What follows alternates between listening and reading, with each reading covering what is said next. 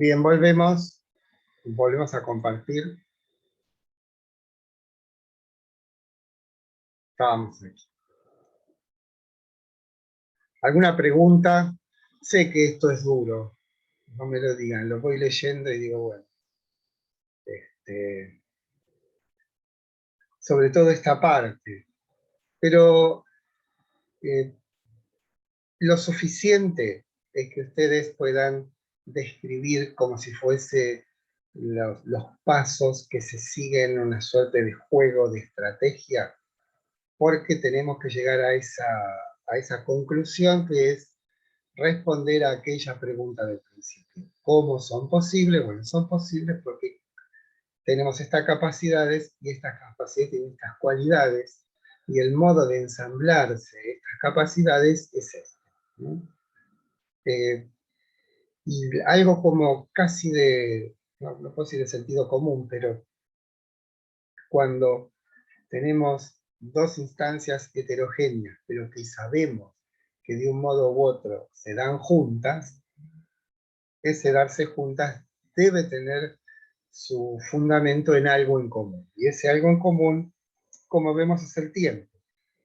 Y el tiempo es la manera que tienen los conceptos de sensibilizarse y la sensibilidad de conceptualizarse. Y digamos, esa tarea es llevada a cabo a través de estos esquemas.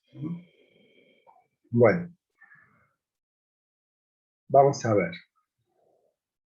No es el caso, tampoco la posibilidad de exhibir cada uno de los principios, pero sí sería conveniente que nos detengamos en las analogías de la experiencia, donde podemos captar cómo los esquemas temporales en los que toda experiencia se da, enlaza lo que nos da la experiencia y lo que impone el principio.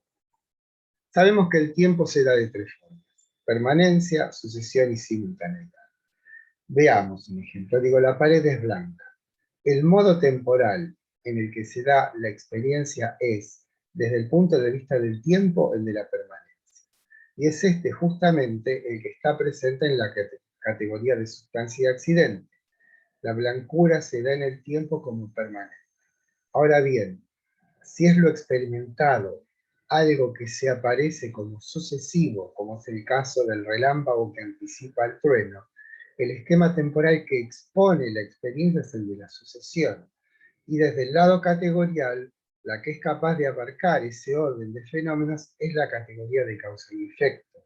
Y si por fin lo que se da en el tiempo es simultáneo, será la categoría de acción recíproca la que podrá determinar a ese algo a través de un juicio, como podría ser: hoy está lloviendo y granizando a la vez. Bien, aquí por fin dirán ustedes y yo, hemos concluido esta primera parte de la lógica trascendental y ha quedado demostrado que los juicios sintéticos a priori son el resultado de una acción conceptual constituyente en el que participan todas nuestras capacidades cognitivas.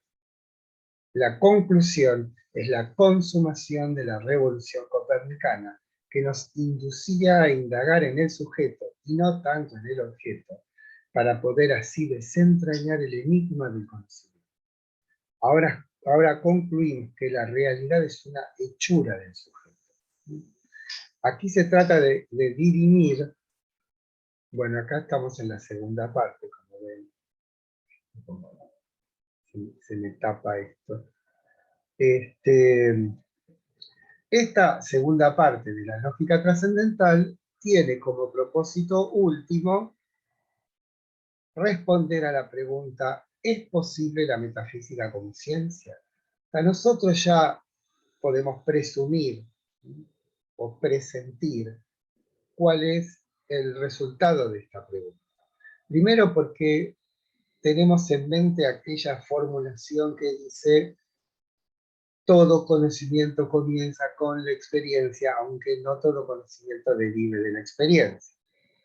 Se trata de un conocimiento, entonces le es inherente necesariamente para ser tal, para ser conocimiento, que haya una aparición sensible.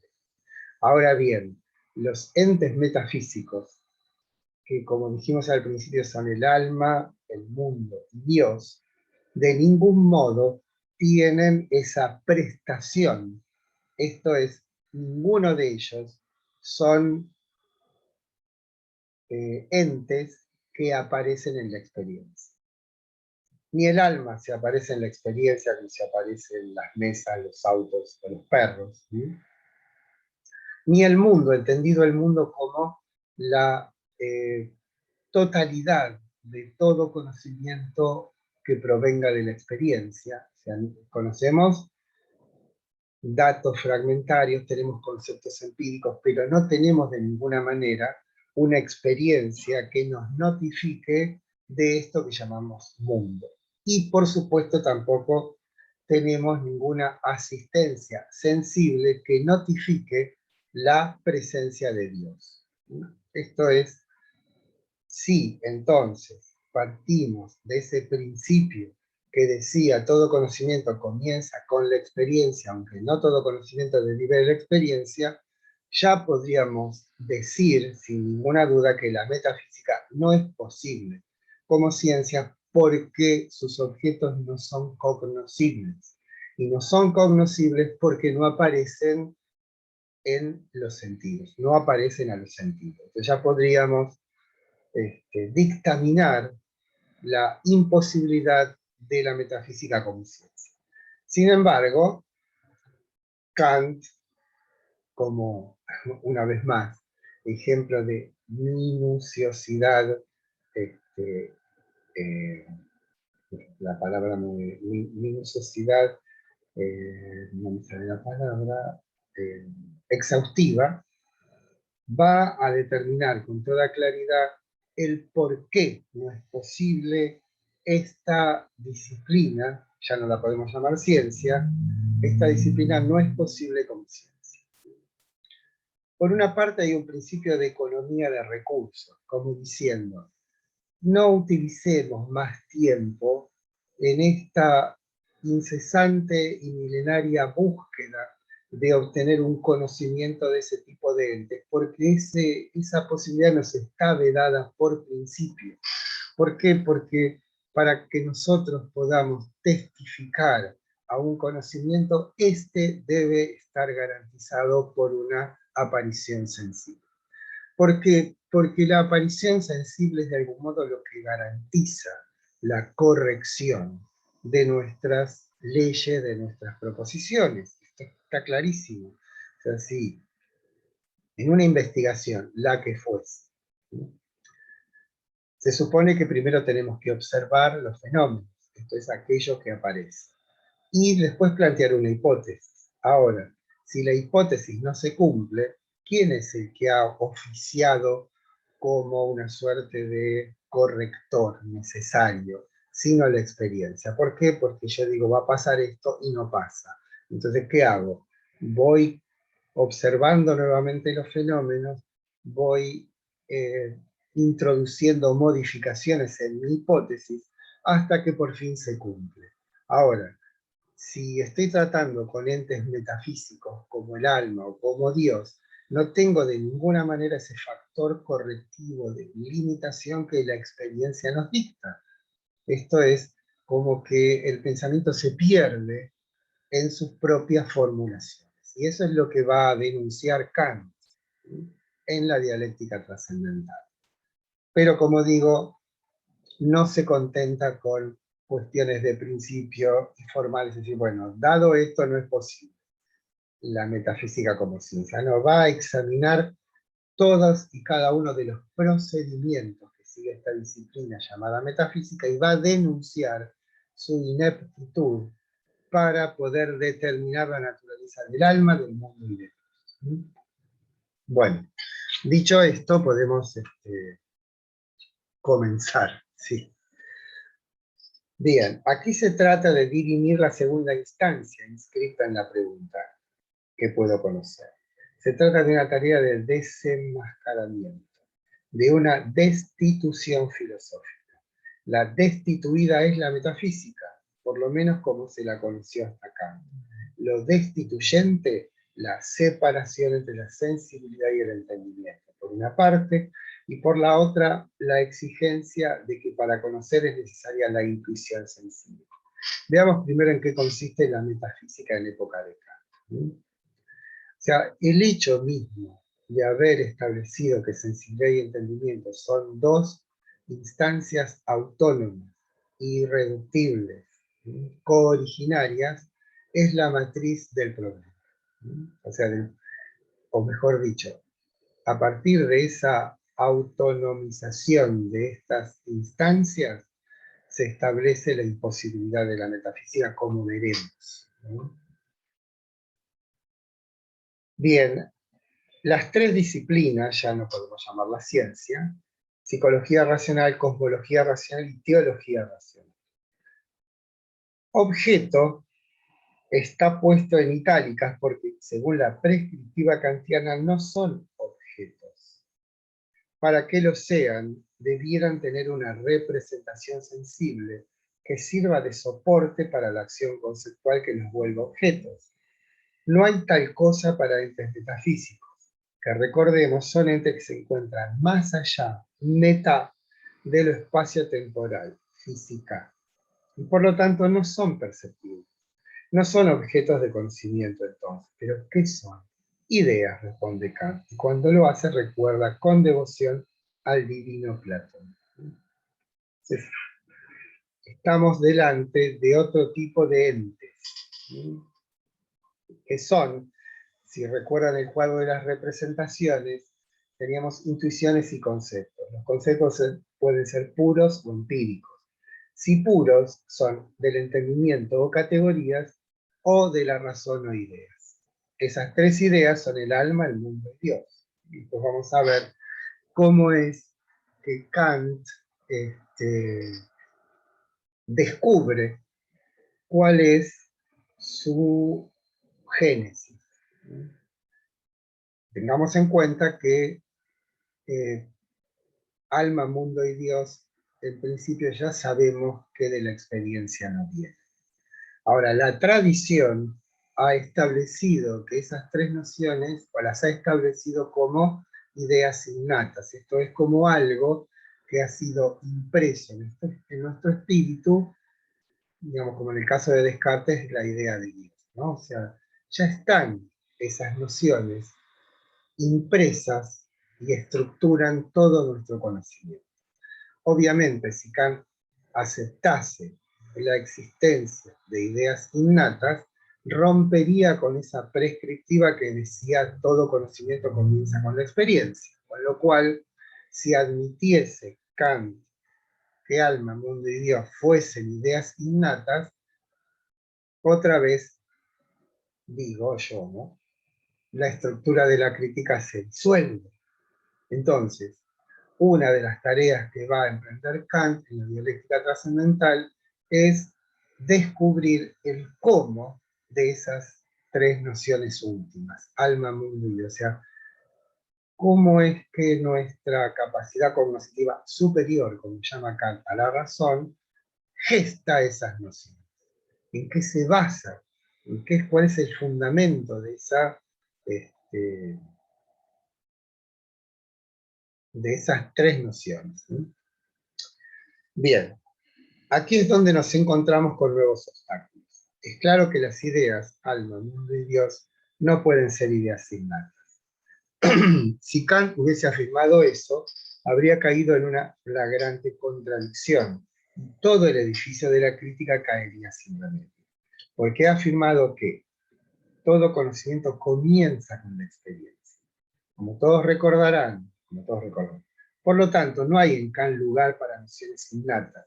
Se puede preguntar, ¿y las categorías y el espacio y el tiempo? Bien, no son ideas innatas, porque no son ideas, sino formas que carecen de todo contenido óntico, que determinen el qué de algo.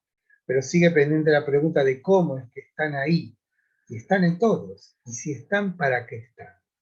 Kant ejerce como una suerte de genealogista trascendental, porque debe descubrir cuál es el oculto procedimiento de la razón para establecer esas nociones últimas. Aquí nos encontramos con algo que no pertenece a la sensibilidad y que no es el entendimiento. A este nuevo aspecto del conocer humano, Kant lo denomina razón, y la define como la facultad de lo incondicional. Primero, ¿qué es algo incondicionado? Algo absoluto, que no necesita de otra cosa para ser. Algo que no tiene antes una condición previa que le dé existencia, sino que existe en y por sí mismo. Kant distingue, y esto es fundamental, como todo, entre la metafísica y lo metafísico. La primera es la disciplina racional que dice ocuparse de los entes metafísicos. Esta es la disciplina. Ahora, lo metafísico en el hombre es su vocación por lo absoluto, por algo incondicionado. Es claro para Kant que en el hombre anida un anhelo de absoluto, una vocación, como decíamos, por algo que arraiga hondamente en el corazón humano y que lo impulsa hacia lo ilimitado.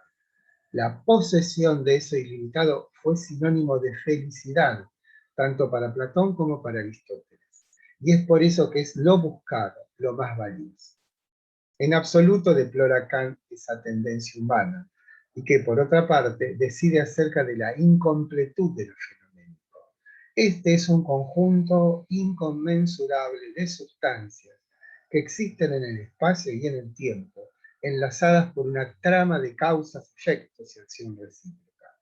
Tal como ha sido constante en la tradición occidental, en la mayoría de los casos, lo espacio-temporal no colma al hombre, como tampoco el conocimiento científico, porque no puede responder en modo alguno a los interrogantes centrales para la condición humana.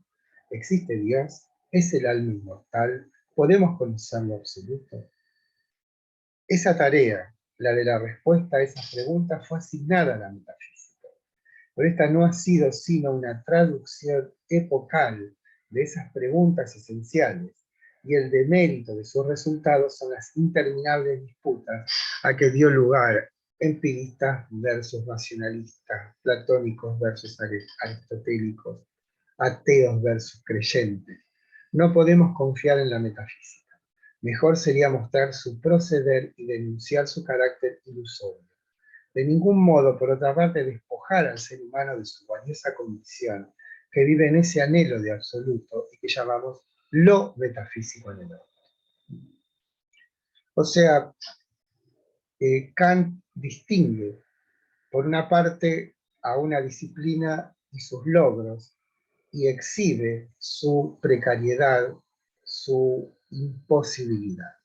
Eso por un lado, es una de las tareas de la dialéctica trascendental. Pero por otro lado, y de ninguna manera, Kant neutraliza o disuelve algo que es para él lo más genuino del hombre, que es su afán por algo absoluto. El problema no es de ese afán, sino de la estrategia, podemos llamar de la filosofía o de la humanidad, en responder a esos interrogantes, a darle una semblanza o una textura comprensible, un papel a esa trama de aquello que podemos llamar el anhelo por lo absoluto. Entonces, distingamos la metafísica de lo metafísico. La metafísica es una traducción que hace cada época de la historia occidental, podemos decir, de esos anhelos. La doctrina de las ideas en Platón, el pensamiento cristiano, el motor inmóvil en Aristóteles son una de las tantas o de los tantos intentos de darle consistencia a esta disciplina. Acá lo que va a decir, bueno, todos esos afanes son en principio muy bien intencionados, digamos, nos hemos ocupado, hemos utilizado ingentes recursos intelectuales en esta tarea, pero los resultados son disputas interminables, ¿no? Entonces, ¿cómo hacer, Kant lo dice con sus términos, cómo hacer que la metafísica ingrese en el seguro camino de la ciencia? ¿No? Pero no será lo metafísico una posibilidad en la crítica de la razón pura que nos diga, bueno, este es el conocimiento que podemos tener. Simplemente lo que dice son proyecciones bien intencionadas, pero que no tienen en cuenta esas proyecciones nuestras posibilidades. Por eso, cuando hablamos de crítica de la razón pura, no solamente hablamos de cuáles son los elementos, sino cuáles son los límites. ¿Sí? ¿Hasta dónde puede llegar esto que es el conocimiento humano? ¿Sí? Bueno, habíamos dejado sin formular la tarea genealógico-especulativa. ¿Cuál es la operación encubierta que lleva a cabo la razón para conseguir las ideas de alma muy libres? La razón es la facultad de lo incondicional. Ella, dejemos fuera la metafísica como disciplina, busca la unidad última de todo conocimiento posible. O sea, una de las tareas de la razón, fuera de lo que en particular hace la metafísica, es la búsqueda de unidades últimas. O sea, así como nuestro perro caniche entra dentro de la noción de perro, y la noción de perro entra dentro de la noción de animales, y los animales dentro de seres vivos, y los seres vivos dentro de entes espaciotemporales, esa es la vocación de la razón. Es la búsqueda de nociones que cumplan en el sentido de abarcar a una totalidad. O sea, la vocación de la razón válida, no estamos hablando de la metafísica, es esta búsqueda de nociones que alberguen a todas las inferiores. ¿No? Eso es la razón. Si el entendimiento forja proposiciones, juicios, la razón opera con razonamiento. O sea, nosotros, cuando estábamos en la analítica de los conceptos y en la analítica de los principios, tratábamos con proposiciones. Primero con conceptos y después con el enlace de conceptos que son las proposiciones. Ahora, el terreno donde va a operar la razón va a ser el de los razonamientos. Y recordemos que los razonamientos, que pueden ser formales o no formales, tienen una forma, podemos decir, que inaugura Aristóteles, que es el silogismo, ¿no? Todos los hombres son mortales, Sócrates es hombre, Sócrates es mortal. ¿No? Entonces, va a ser a partir de esta vocación de la razón que busca unidades últimas y lo hace a través de enlazar estos términos a través de, primero, proposiciones y las proposiciones bajo la forma de razonamiento. Un razonamiento formal es el silogismo, y es en él al que debemos prestar atención para develar el proceder de la razón. Un silogismo es, por ejemplo, cuando todos los hombres son mortales, Sócrates es hombre, Sócrates es mortal. Tres términos, mayor, menor y medio. La conclusión es el enlace del término menor, Sócrates, con el término mayor, mortal. El término medio debe aparecer en las premisas, no en la conclusión. Esa unidad última buscada son las ideas, que resultan de esa búsqueda de condiciones cada vez más... A ver,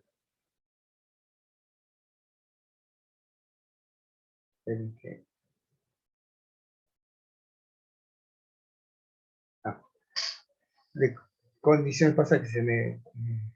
Claro, acá. De condiciones cada vez más abarcadoras, debe decir él. Bien. ¿Es cuestionable el proceder de la razón para Kant? En absoluto. Es, como decíamos, la prescripción de buscar unidades últimas, lo que en última instancia unifica en nociones últimas la totalidad del ser humano, que se despliega bajo esas tres formas: su interioridad, alma; su exterioridad, mundo; y la unidad última, Dios. Ahora bien, el problema es que, a diferencia del entendimiento, que actúa porque su acción es instigada por la realidad sensible, la razón opera por conceptos. Por ejemplo, si yo afirmase el césped es una gramínea, podría considerar a esta proposición como la posible conclusión de un silogismo implícito, un prosilogismo lo denomina acá. Y más allá de la pertinencia del ejemplo, podríamos ejemplificar el operar de la razón que, partiendo de esta última conclusión, buscase un silogismo que abarcase al que tuvo como conclusión el ejemplo dado. ¿Qué haría? Y diría que una gramínea es un vegetal, que un vegetal es un ser vivo y por último un ente que contendría en sí todos los posibles silogismos descendentes y que albergaría la totalidad de las causas y efectos que se dan en todas las experiencias. Pero la idea de mundo no contiene tales condiciones, es un ideal de la razón, fruto de su vocación por lo absoluto. Son puras ficciones, solo formas engañosas que el hombre inventa para despojarse de su inexorable finitud. Cumplen en última instancia alguna función. Para explicitar esto es conveniente regresar a nuestro estudio de Platón, recordando que Kant les pone ese nombre porque en ellas, las ideas, hay algo de Platón. Veamos las continuidades y diferencias entre las ideas kantianas y las platónicas. O sea, bueno, acá tiene este cuadrito, que son tan afectos los estudiantes a los cuadritos. Pero digamos esto. Hay en nosotros entonces, además de la sensibilidad y el entendimiento, otra facultad que Kant dice que no es más que una extensión del entendimiento que él llama razón. La razón es la facultad del incondicionado, esto es, aquella capacidad cognitiva superior humana que busca nociones últimas. Nociones últimas es decir, incondicionadas, o sea que son condicionantes pero no son condicionadas. El error de la metafísica fue establecer que esas nociones son entes, son objetos susceptibles de ser conocidos, y en realidad son el nombre de una aspiración. O sea, las ideas, esto lo vamos a ver después, cumplen una función regulativa. Esto es, se autoestablecen como polos absolutos de sentido, y esos polos absolutos de sentido tienen un poder atrayente. ¿Se acuerdan? El motor inmóvil aristotélico o la idea del bien en Platón. Bueno, esa función es la función regulativa. Atraen por su propia perfección. En otros términos, la búsqueda humana de un conocimiento completo, absoluto, va a estar siempre condicionada por esa idea de un conocimiento que contemple todo. Esto es, ¿habrá en algún momento una detención de las ciencias porque van a decir, bueno, ya está, hemos conocido de un modo exhaustivo y minucioso la totalidad de los fenómenos? Ya podemos detener. Sabemos que eso no es posible, sino que siempre habrá algo por conocer, y ese afán de absoluto es en realidad el efecto en nosotros de esa causalidad por eminencia, podemos decir. Esto es, la eminencia de esas nociones hacen o cumplen un papel de constituirse como un polo atrayente. Son nociones que hacen que la humanidad no descanse. Dicho poéticamente, aunque no es kantiano esto, las ideas para Kant son como la estrella que guía al navegante, pero en la cual el navegante, jamás desembarca. La diferencia con la tradición es que en Platón y en Aristóteles había de algún modo la posibilidad remota de un desembarco. Esto es, de una contemplación de eso absoluto. En Kant nos está vedada esa posibilidad. Esos polos absolutos, atrayentes de sentido, son como el horizonte que uno, como el niño que trata de atrapar el horizonte y nunca se alcanza. Bueno, y tenemos aquí esta tablita que nos distingue las ideas en Kant y en Platón. En Platón las ideas son principios constitutivos y también principios regulativos. ¿Qué quiere decir que son principios constitutivos? Que toda realidad posible no es sino una, un correlato, las copias, de las ideas. En ese sentido, las ideas se presentan en Platón como principios constitutivos. Y además, y también por eso son principios regulativos, esto es, polos absolutos atractivos de sentido. En Kant, lo que se ha neutralizado es que las ideas sean principios constitutivos. Mantienen, sí, su cualidad de ser principios regulativos. El fundamento de toda realidad posible está en Kant establecido por la sensibilidad y el entendimiento, ¿sí? Por esa correlación complementaria de ambas instancias. Pero de ninguna manera alma, mundo y Dios son principios constitutivos, sino principios regulativos. Las ideas para Platón son principios constitutivos porque son la fuente y el origen de todo lo que existe en el orden fenoménico. No es lo mismo para Kant, para quien el principio constitutivo es el orden de lo trascendental a través de sus estructuras.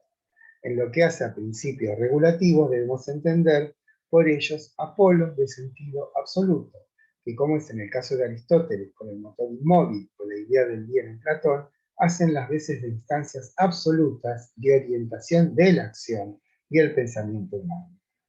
Hay una expresión que describe ejemplarmente lo que son las ideas para Kant. Son como la estrella que guía al navegante, pero en la que jamás desembarca.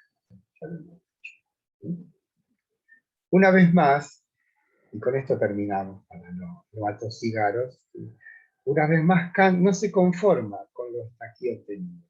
Ha mostrado cuál es la limitación radical de la metafísica. Ha demostrado cuál es el procedimiento que lleva a la razón a gestar las nociones últimas. Ha discriminado lo metafísico de la disciplina metafísica, que a propósito, falta decir algo más. Habíamos enunciado que la metafísica, según Wolff, basaba su certeza en que utiliza el método matemático de deducción, y a igual método, iguales resultados, entendiendo que la matemática no opera con datos sensibles. Por lo menos esa era la percepción de Wolff. Kant con agudeza dice que justamente la aplicabilidad de la matemática a lo fenoménico es que ella en verdad opera con lo sensible, pero en su forma pura. La aritmética, como se muestra en la asociación numérica, tiene como supuesto el tiempo, mientras que la geometría opera en el espacio puro. Y ahí que el error de base de la metafísica fue no ver con suficiente agudeza el modo de operar de su ciencia paradigmática y aplicar el mismo método a distintos objetos. Solo resta un último paso en la dialéctica trascendental, mostrar en qué y cómo la metafísica cae en insalvables errores. En esto reside esa completud que Kant exige a su trabajo, que no se conforma con mostrar el qué de las cosas, sino que se ocupa de mostrar su cómo, tal como lo he señalado ya.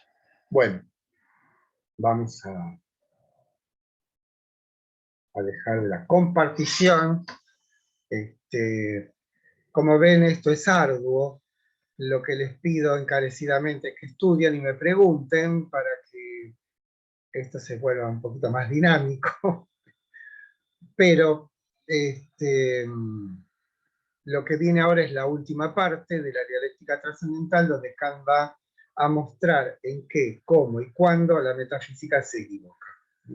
Son los paralogismos respecto de la idea de mundo, son los paralogismos respecto a la idea del alma, las antinomias respecto a la idea de mundo, y la insuficiencia de las demostraciones de la existencia de Dios respecto de Dios. Se va a mostrar exactamente en qué, cómo, cuándo y por qué la metafísica se equivoca. O sea, como hizo antes en la deducción trascendental de las categorías, no se conforma simplemente con enunciar formalmente el por qué es posible que haya una ciencia como la físico-matemática de Newton, sino que exhibe cuál es en particular el comportamiento que siguen nuestras capacidades cognitivas para hacer posible eso que llamamos ciencia físico-matemática o ciencias duras, ¿no? En realidad. Y acá, en la dialéctica trascendental, va a mostrar el, entre comillas, error de la metafísica.